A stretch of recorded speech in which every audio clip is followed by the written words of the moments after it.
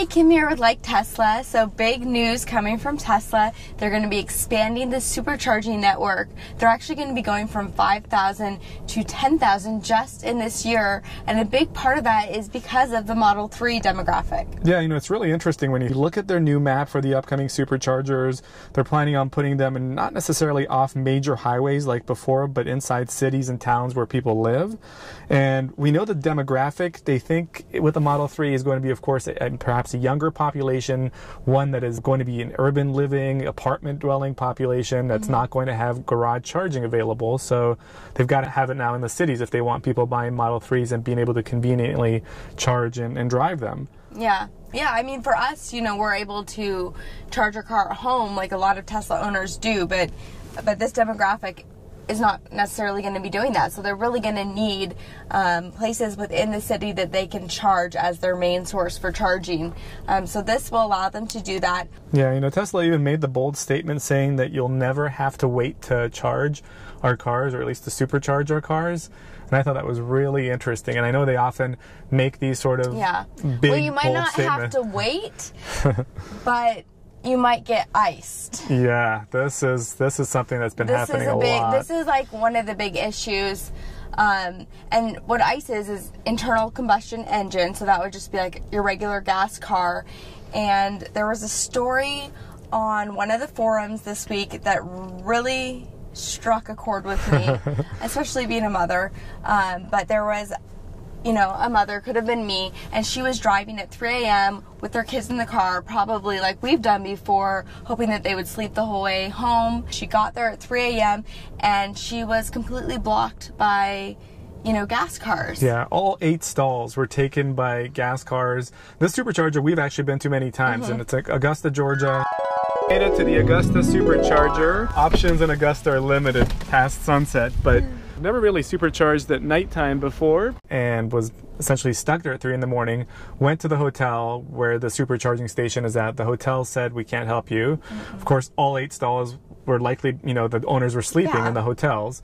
So she called the 24-hour number on the supercharger itself, and Tesla said you can go to a level 2 charger 5 miles away. So that's where she went for a few hours, and then when the sun came up, essentially, is when the supercharger freed up, so she was able to come back and continue after 3 hours. But the hotel can't tow because the sign only says, it actually says that they can park there for 30 minutes. It does. Most of them, a lot of them do. They say general parking is available. So if you can, and if you're a gas car owner, you pull up there at 8, 9 o'clock at night, the hotel's at its occupancy, you're going to park there. Especially if you see another gas car parking there, you're like, well, they did it, I guess I'll do it that's too. How it works. It's, one of those things. But it's a problem, and that's also why we wanted to make this video, is so people could share this and kind of get the word out that this is a problem. Stuff like this happens. There's a reason why, if you're a gas car, please do not take these spots. People really need them. Yeah, and it's not even just superchargers. You go to any level 2 charge point, charger or whatnot, and you'll see the same sort of a thing with gas cars. It's a good spot. It's in the very front of most stores, and they think, less than 1% of the population actually has electric cars. So in their mind, if there's a spot available, there's odds are it's not going to be taken. But you have to imagine too, like, what if the gas station was blocked, or when there's been these gas shortages and people freak out. Yeah. It's almost the same type of thing, Yeah. For electric cars, so please be considerate.